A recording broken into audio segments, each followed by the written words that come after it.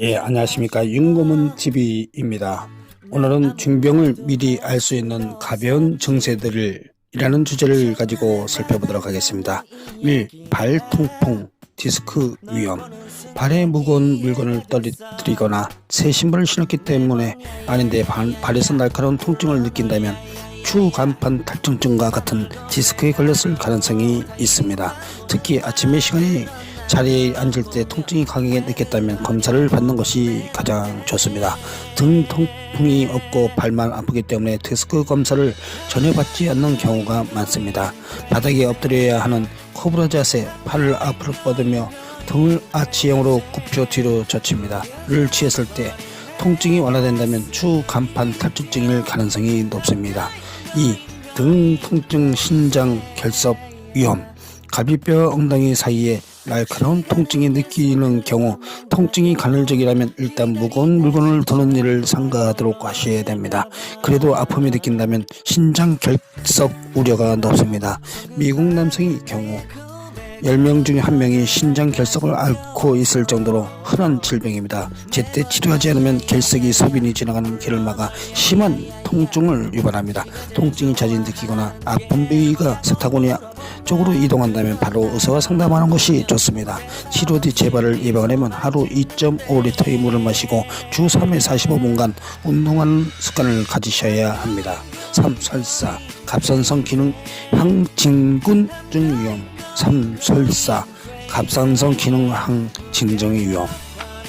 하루에도 몇 차례 설사하고 체중이 감소하는 방면 식욕이 떨어지지 않는 상태라면 단순히 배탈이 난 것이 아닐 수 있습니다. 갑상선 기능의 항진증은 주로 여성에게 나타나나 간혹 젊은 남성에게 나타나는 경우도 보입니다. 탈모, 시력과 근육이 약해지고 조금만 움직여도 금세 숨이 찬 증세를 나타납니다. 설사 증세가 며칠간 계속되며 숙면을 취하기 힘들며 열기를 견디기 힘들어진다면 혈액검사를 통해 갑상선 이상을 체크해보는 것이 좋습니다. 4. 다리 통증, 심장병 위험.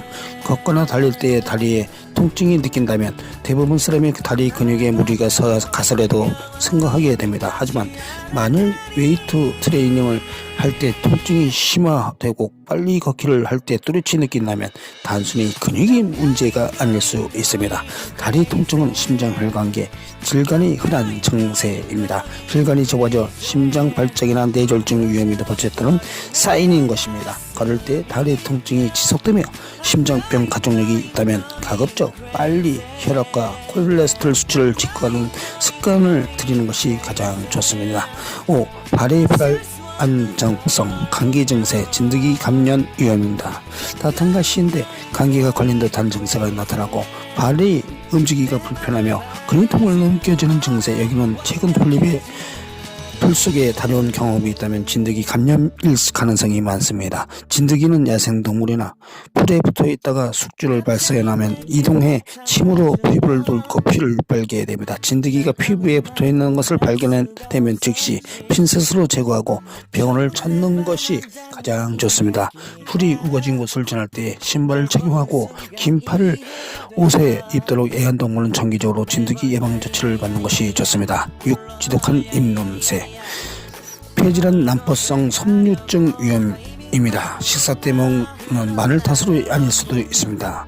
먹은 것과 상관없이 입을 열 때마다 주변 사람이 살짝 얼굴 찡그린다면 폐질환이나 천식, 난포성 섬유증이 걸렸을 위험도 고려해야 합니다. 이같이 질환들이 모두 입안에서 산성을 만드는데 이 냄새가 심할수록 증세 또한 심각한 경우가 많습니다. 나쁜 입냄새의 원인은 90%가 위색이나 치아 문제의 10%가 폐질환과 같은 질병 관련입니다. 입이 마르고 부비 동증은 나타나며 평소 흡연을 하는 사람이라면 전문가와 상담이 필요합니다. 조기에 발견하면 위험 요소인 50% 90%까지 제거할 수 있습니다. 평소에 별거 아니라고 느껴지는 것에 질병이 시작되고 점점 커나갑니다. 오늘도 건강관리에 잘해서 행복한 삶을 영위해 나가는 날이 되시기를 응원합니다. 윤고문 인터넷 방송 TV였습니다. 감사합니다.